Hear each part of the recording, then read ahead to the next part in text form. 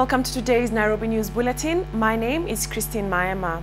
The Industrial Court will rule on whether to activate a 1-month suspended sentence on Doctors' Union officials for contempt of court on the 3rd of February or next Friday. That buys time for the Doctors' Union officials who were granted a 5-day extension last Friday. Opposition leaders have formally announced a unification committee for the National Super Alliance (NASA). The leaders called Raila Odinga, Kalonzo Musyoka and Moses Wetangula held a meeting with Amani National Congress Party leader Musalia Mudavadi before announcing the formation of a committee to deal with modalities on how to work together.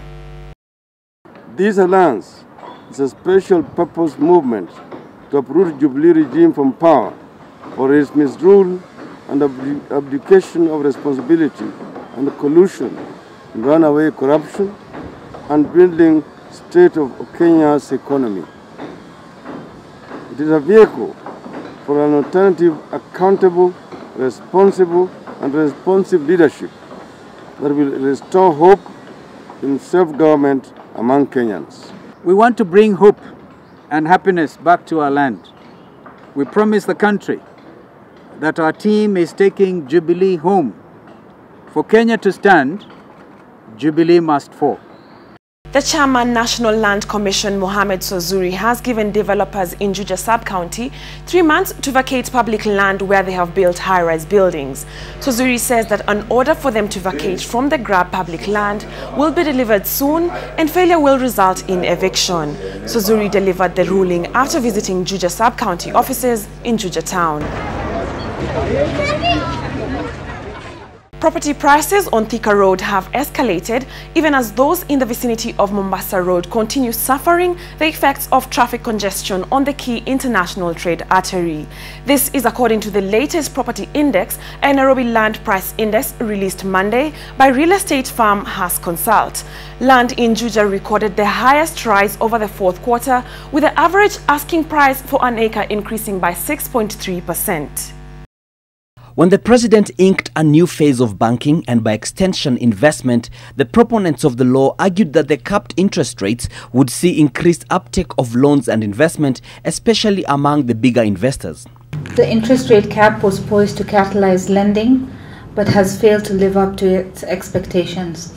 Loan uptake has not taken off as had been expected. Hassan Ali says that banks would likely give even lower rates than the cap level if they had a lot of capital, which is not the case. A lot of companies, a lot of developers are getting financing internationally at between 4 to 6%. So international lending is actually becoming a competitor to getting loans locally. The reduced loan uptake in 2016, especially in the last quarter, is also attributed to a challenged economy. This saw subdued growth of property prices, with prices in Nairobi suburbs having marginal growth while detached houses recorded the best performance. Moving to satellite towns, the average asking property prices were up by 1.5% in the 4th quarter of 2016 and 8.6% for the year ended 2016. And these two are the lowest annual increases seen since 2008. The fruit of infrastructure has begun being reaped, especially on land. Upper Hill remains the most expensive land in the capital at an average of 537 million shillings an acre, while of the satellite towns, Ruaka is the most expensive with an average acre price of 77.8 million shillings. The fact that land prices in Juja are up 50% is completely attributable to the fact that it has such a large highway feeding it, accessing it. The figures in the Haas report are based on advertised prices of property. Though Haas says that within mature markets they have 95% accuracy, the difference between the advertised and the final transaction prices expose them to some level of inaccuracy, which some feel may be more than 5%. And finally, Nakuru County gubernatorial aspirant John Mutudho on Monday unveiled his running mate, 26-year-old high school teacher Maureen Chebet. The former Nakada chairman says he settled for Miss Chebet, a CRE and Kiswahili teacher at Menengai Secondary School in Rongai constituency, because she connects with issues affecting the youth in the county. That's it from us for now. For these and more stories, log on to www.nairobinews.co.ke. I'm Christine Mayama. Goodbye.